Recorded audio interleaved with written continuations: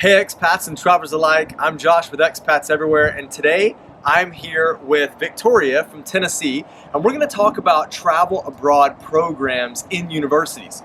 We're going to talk to her about how she got started, what it was like with the process, how much it costs, and what the benefits are.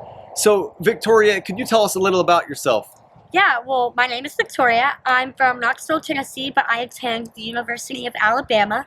I'm a first-year nursing student, and I came into college not really sure of what it was going to look like, but I did know two things. I wanted to be a nurse, and I wanted to study abroad.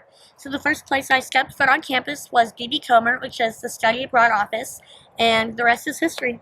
Well, tell us a little more about your decision to want to study abroad.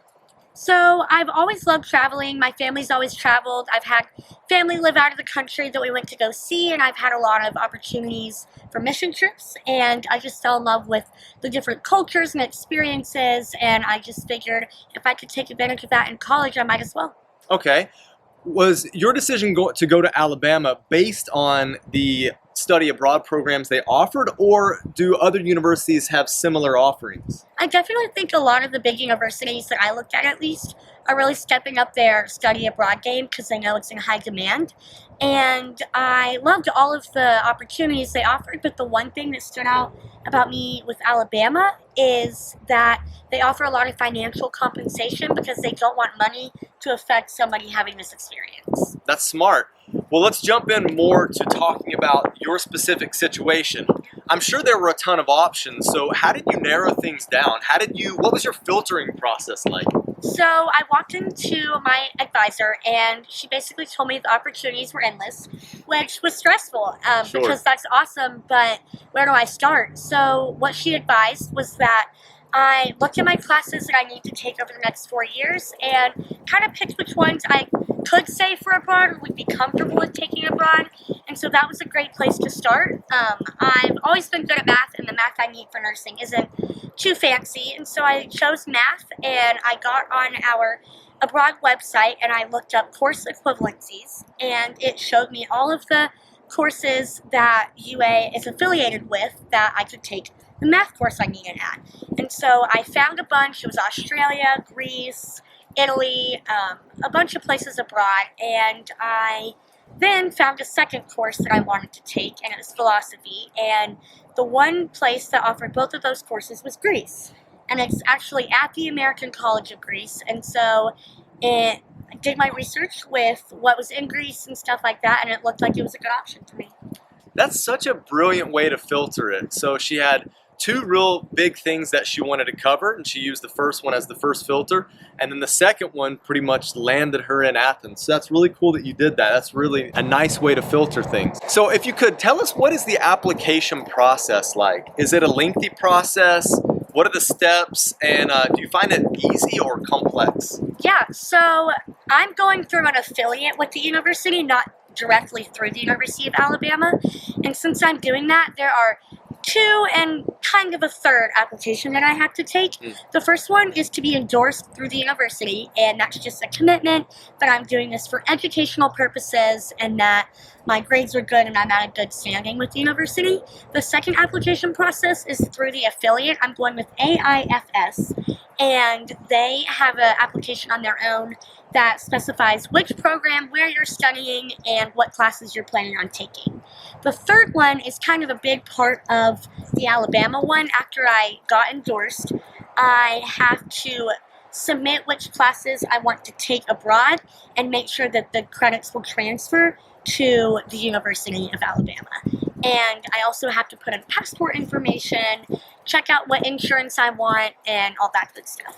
Okay. So what's the time frame for that? The first application being endorsed honestly took about 15 to 20 minutes. You just put some basic information in, and I got my results back within 2 weeks, which was really nice, so I could keep on moving. The AIFS application just took about 1 to 2 hours, just making sure I put everything in right, and then you have to put a deposit down of $395, which is not refundable, but does go towards the program. And then the third one I'm still in the works of, but overall I would say applications about 1 to 2 hours, but then the narrowing down process is where a lot of the time came. I would say honestly 5 to 10 hours, just making sure all the boxes were checked and really doing my research on Greece.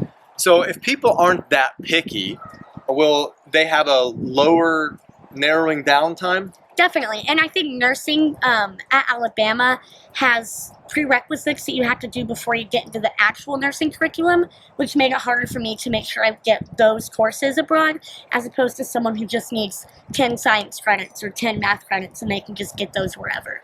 All right, well, let's talk about cost now. Let's talk about how much it costs and what you get from that. So the program with AIFS costs about $7,000 roughly, and that includes tuition, which I'm taking 6 credit hours this summer and 4 weeks.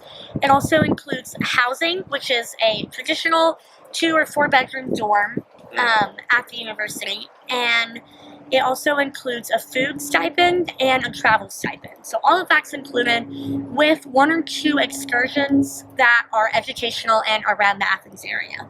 Tell us, what are the benefits of doing this study abroad? What are you getting out of it? When I thought about being a nurse, one of the appeals was all the different types of nursing I can do.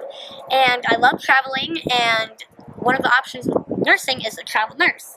And so studying abroad will be able to help me acclimate to getting adjusted to new cultures, living there for longer than a typical vacation period. Sure. And being able to learn how to get along and just live around locals and being acclimated to their cultures. And one thing that the nursing program harps on is cultural competency, which is basically just being aware of different cultures and their religions and just global norms. And so I think this will be a great step towards achieving that for the nursing.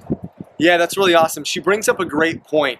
Whenever you travel, you do have 2 benefits. You have the academic side or the educational side, where you have an opportunity to learn a language or learn about history in that part of the world that you're living in. But then there's also the cultural and social side of things that you can learn a lot from. So that's really cool that the nursing program is aware of that being a need, because if you come back to the US, you are going to be around a lot of people from a lot of other cultures. So it's good to be socially aware. Let's move into a couple more questions. I'm going to ask you a little lightning question here. What excites you the most and what makes you worry the most about this move? Awesome. So right now I'm all excitement. It's still a few months out, so I'm not too worried about anything. But I'm really excited to go over there and meet with the locals, build relationships with the people who live over there. That's one really cool thing about the American College of Greece is it's mainly local students and then some abroad affiliates. And I'm really excited to just make relationships, see their home and meet their families, and also study abroad. I'm going to travel beforehand, like I mentioned, and get to see London and Amsterdam and Switzerland and just the cultures and experiences they have to offer. When it comes to being worried, nothing much right now.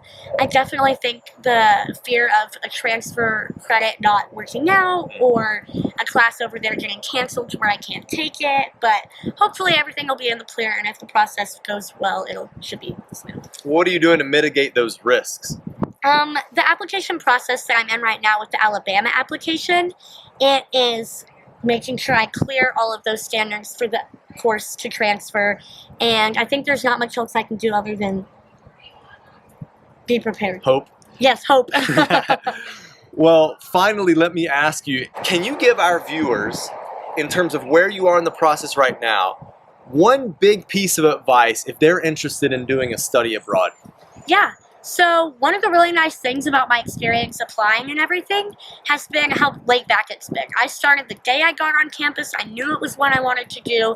And almost all of the horror stories I've heard are because they want to do it a month before they're leaving, which is obviously going to have some stress with that. But I've gotten to see different places I've wanted. I've gotten to test out different paths. I've gotten to plan a trip beforehand. So I definitely think doing it as soon as you have an idea about wanting to study abroad, jump on it and see where it goes.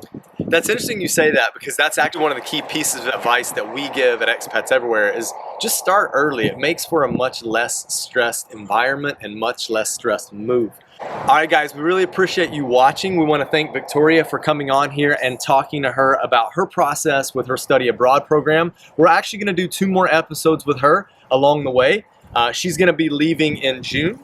Is that correct? May. in May, sorry. She's gonna be leaving in May. So we're gonna do a episode just before she leaves, and then we're gonna do one after, and then hopefully in that video we'll have some of her pictures and maybe videos that we can overlay to make it a bit more interesting for you guys to see, and then also explain the things that she's talking about.